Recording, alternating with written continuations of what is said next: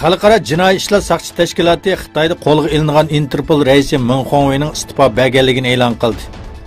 Meng Hongwei bir haftadan buyon izdiraksiz yo'qolib ketgan va Xitoy doiralari qonunga xiloflik qilish gumoni bilan uni qo'lga olganligini bildirgan edi.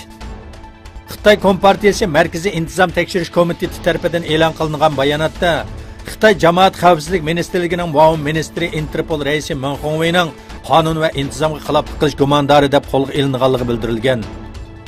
Uning ayoli Fransiyada axborot e'lon qilish yig'ini o'tkazib, haqqoniyatni oshkorlashni talab qildi. İstanbul Eyüp Sultan maydonida Xitoyga qarshi namoyish o'tkazildi.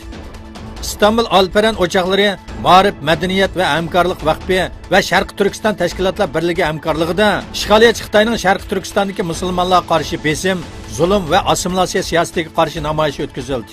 Peshin namozdan keyin maydonga yig'ilgan Sharq Turkiston fidoyilari tashviqot varaqchilari taqatdi va Xitoyni aybladi.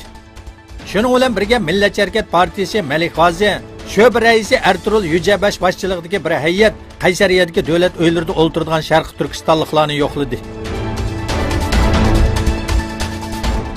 Xitoyning Shandong o'lkasida saqchilar bilan pensioner askarlar orasida shiddatli to'qinish yuz berdi.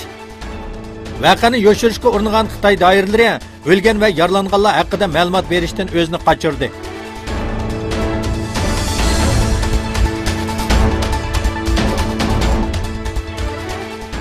Oltinchi oktyabr Xitoyda o'tkazilgan davlat bo'yicha eng chong rat naqshi musobaqasida qatnashgan 2 nafar Uyg'ur birinchi va ikkinchilikni qo'lga keltirib chempion bo'ldi.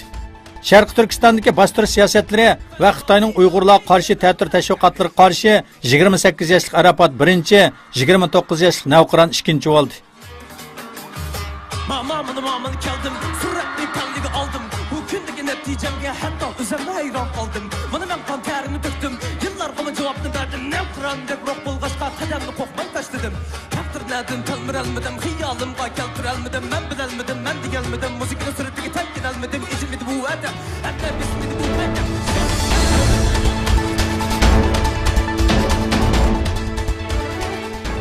Gollandiyaning O'tira shahrida faoliyat elib berayotgan Yevropa Sharq Turkiston Ma'rif jamiyati farzandlarga ona til va urf-odat o'rgatish uchun ona til yaslisi qurganligini e'lon qildi.